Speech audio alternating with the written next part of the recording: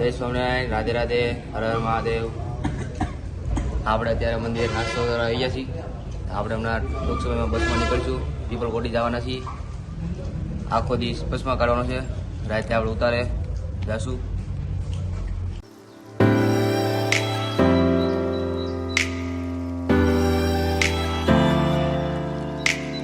તો આપણે નીકળી ગયા છીએ હવે ઋષિકેશમાં બજારમાં જોગિંગ કરવા. અમારો સ્ટોપ હતો ને ઋષિકેશમાં વચમાં આવી ગયું છે.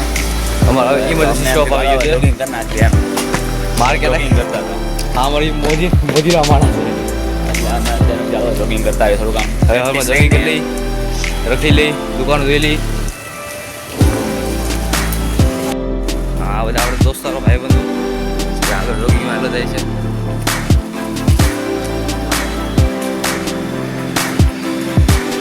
જો તમે પહાડ જો ખાલી પહાડ જો તો કંઈક મજા જવા લાગે.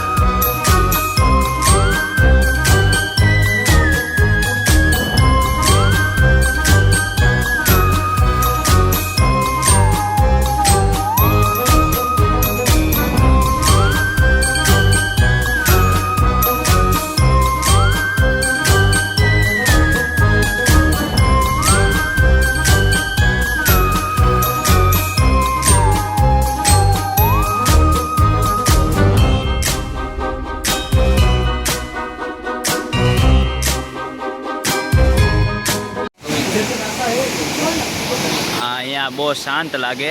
આ પુલ છે, ઉપરથી તમે પાણી જોવો બહુ શાંત લાગે, પણ તમે જ્યારે નીચે આવો ને ત્યારે એની રિયાલિટી તમને બહાર આવે અને એનો મતલબ અવાજ છે, જે સાઉન્ડ છે, એ આમ તમે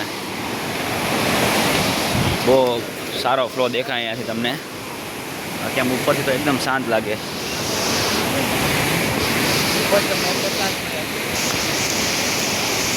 બ્રિજ છે આખો એક.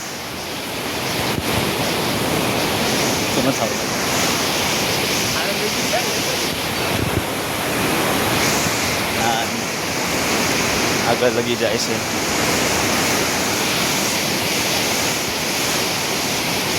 જય સ્વામિનારાયણ ભગત. જય સ્વામિનારાયણ. જાઓ ફટાફટ. હરે કૃષ્ણ મહારાજ.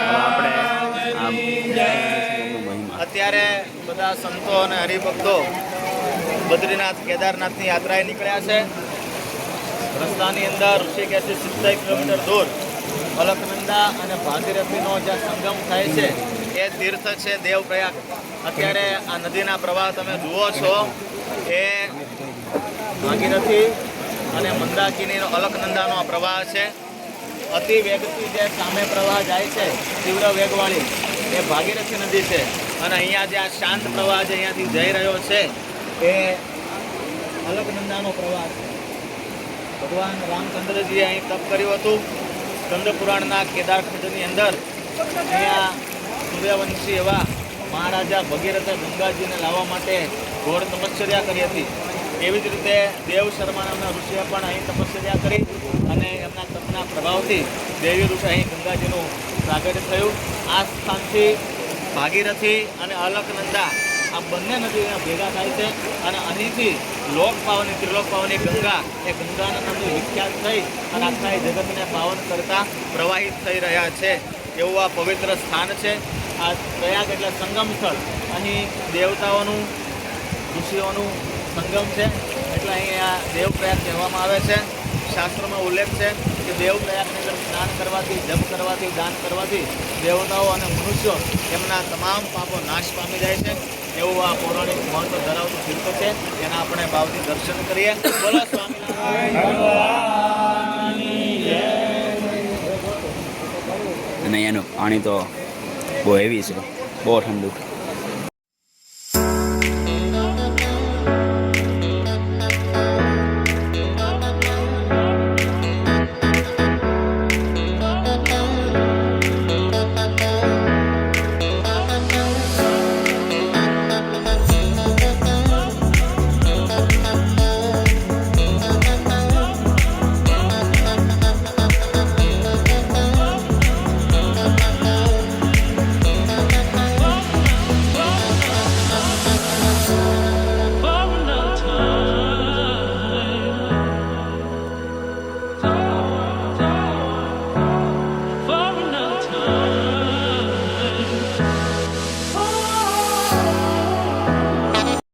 આપણે થોડોક સફર તૈયાર કરી કમલેશ્વર મહાદેવના મંદિરે પહોંચી ગયા છીએ.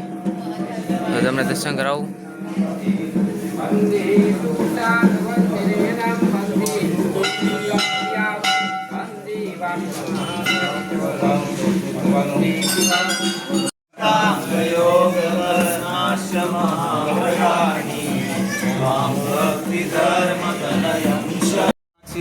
એ સ્થાન છે કમલેશ્વર મહાદેવ.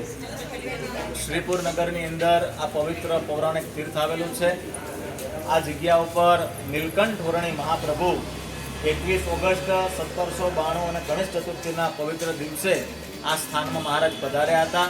અહીંયા શ્રીજી મહારાજે વર્ણી વેશે રાત્રિ નિવાસ કરેલો અને સિંહનું ઓશીકું કરી એને ઓઠીંગણ દઈને મહારાજે રાત્રે અહીંયા વિરામ કરેલો છે. એવું આ સ્થાન છે.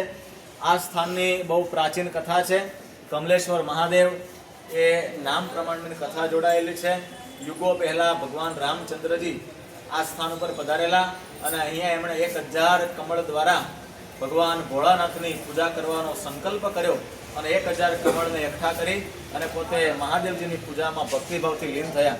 ત્યારે ભગવાન ભોળાનાથને એમની પરીક્ષા કરવાનું મન થતાં એમની છાબમાંથી એક કમળ પોતે સંતાડી દીધું. 999 કમળથી ભોળાનાથની પૂજા થઈ. એક કમળ ઘડતા ભગવાન શ્રીરામે પોતાના નેત્રને એ શિવજીના લિંગ ઉપર ચડાવી અને 1000 કમળ દ્વારા પોતાની કમળ પૂજા પૂર્ણ કરી. શિવજીના લિંગ ઉપર જ્યારે પોતાની આંખ ચડાવી એ વખતે તરત જ શિવજી પ્રગટ થયા અને એમને ભાવથી ભેટીને કીધું કે તમારા ભક્તિભાવથી પ્રસન્ન થયો છું. આ તમારો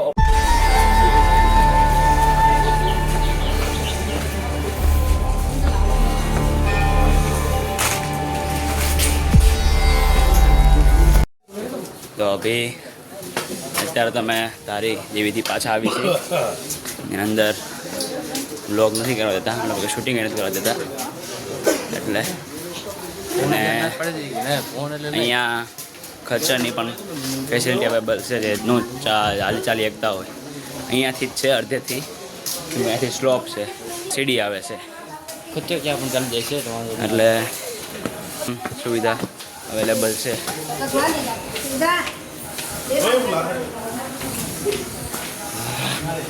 અને તમારે એક વાર જરૂર આવવું જોઈએ અહીંયા. આપણે 51 શક્તિપીઠમાંથી એક છે અહીંયા, એટલે જરૂર પધારજો. અને આ ફોટા પાડવા માટે પણ ઘણી સારી લોકેશન છે. ગંગાનું પાણી છે અહીંયાનું અને ફોટો પાડવા માટે પણ સારી સુવિધા છે. તો એક વખત જરૂર પધારવું અને ઓલ ઓવર વ્યૂ બતાડું 2 મિનિટ.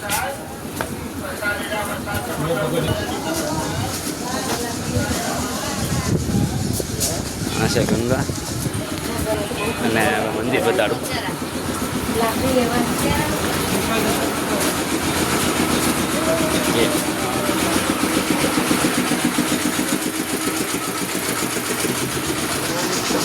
આ મંદિર છે, એની બાજુમાં પુલ છે. ત્યાં ફોટો તમે પાડી શકો એ પ્રમાણે છે. જરૂર પધારજો. ત્યારે ઋષિકેશ, હરિદ્વાર, બદ્રીનાથ કેદારનાથ આવો ત્યારે અહીંયા આવું. હવે નેક્સ્ટ સ્ટોપ કદાચ તો મારા ખ્યાલ પ્રમાણે પીપલ કોટેજ છે. તો ત્યાં મળવી આપણે પાછા.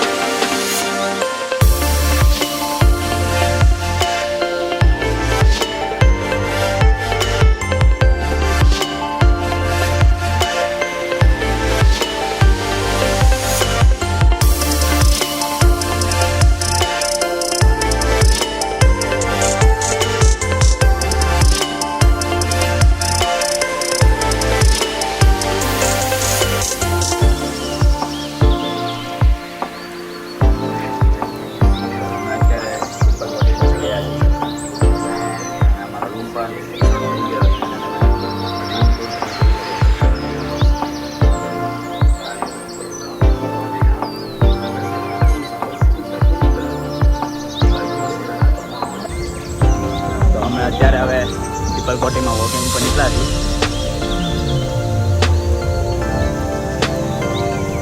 માર્કેટ જેવું છે.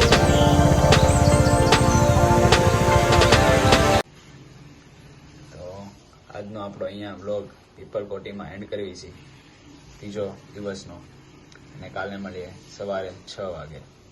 Good night.